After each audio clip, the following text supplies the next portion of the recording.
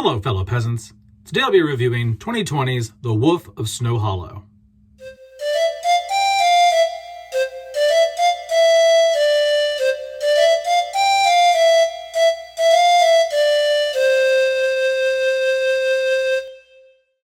Alright guys, so I watched The Wolf of Snow Hollow. It's come out in 2020. What's it about? If you haven't seen it and you don't want it spoiled, go watch it, come back. It's on Prime. And yeah, if you don't care, keep watching. Alright, so what's it about? Basically, it's a small rural community up in the mountains being terrorized by something or someone. They're not quite sure what it is. Is it a random animal? Is it a werewolf that some of the conspiracy people in town think it is? Is it a human being killing people? They don't know. But all these women are getting picked off, and the cops are fumbling over everything. They don't know what they're doing. They're incompetent. And the lead cop in this is very stressed out. He's recently divorced. He's an alcoholic. He's struggling raising his daughter.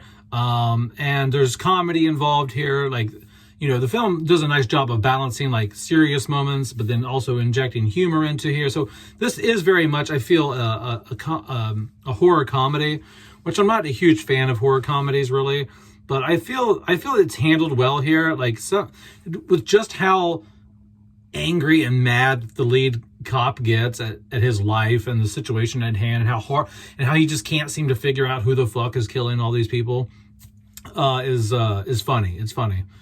But also tragic and sad in some scenes too, and like super serious. So they handle that very well. But yeah, that's basically the film. The film is just like a string of murders. The cops don't know who it is. There's people saying serial killer, people saying it's a werewolf. So you got like, you know, all kinds of different opinions. And so what do I like? What do I not like? Well, I love the setting here. I love the setting. I love the mountainous, snow time, rural, wood panel wall diners. I just love the rustic, mountainous vibe here. I really like the feel of the film, the environment.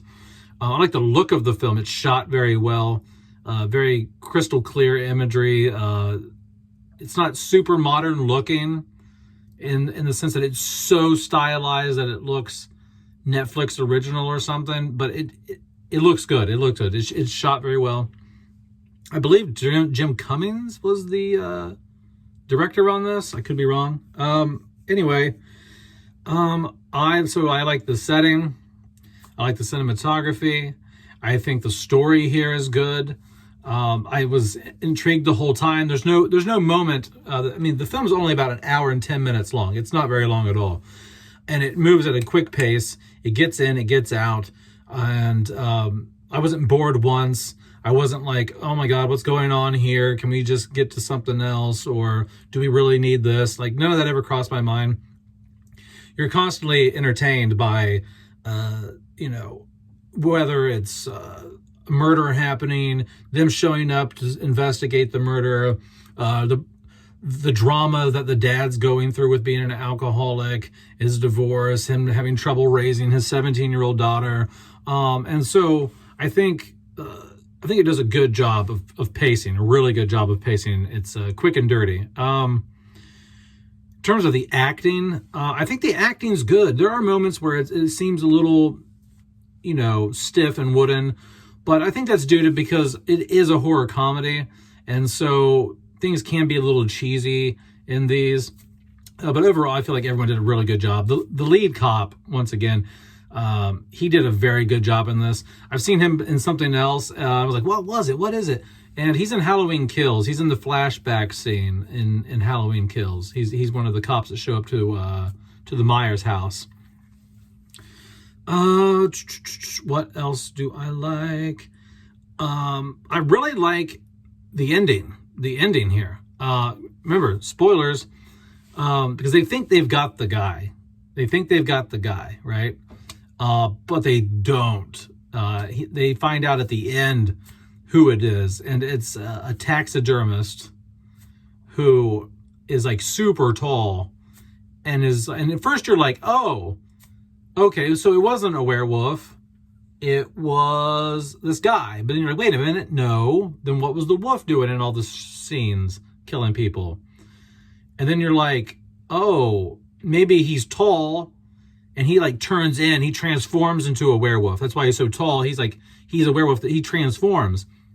No, he just dresses up like a wolf at night and kills people. So that was interesting. That was real different, because first I was like, oh, it's just a dude.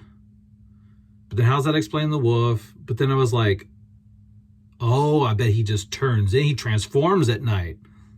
Nope, he just dresses up at night. Which explains how some of the murders were conducted. Some of the finer details and things like that were throwing the police off the trail.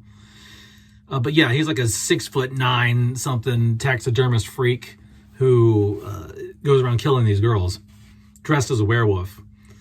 And so yeah, I like the end reveal. I like the little showdown at the end of the film between the lead cop and the bad guy.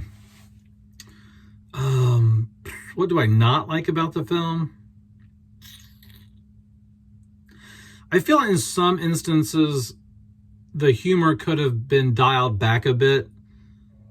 Really, I feel like sometimes it just wasn't the right moment for the humor to be there. But overall, I feel like they balanced it really well. Like, the moments that were supposed to be sad were sad. The moments that were supposed to, that could have humor injected in them had humor injected in them.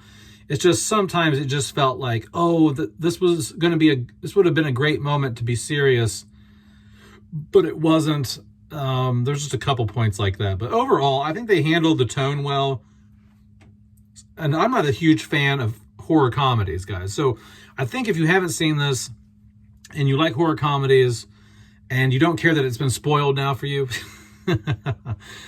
go check it out. Go check out The Wolf of Snow Hollow. That's it, guys. Let me know down in the comments below what you think, if you've seen it, The Wolf of Snow Hollow. All right, peasants. Peace out. Bye-bye.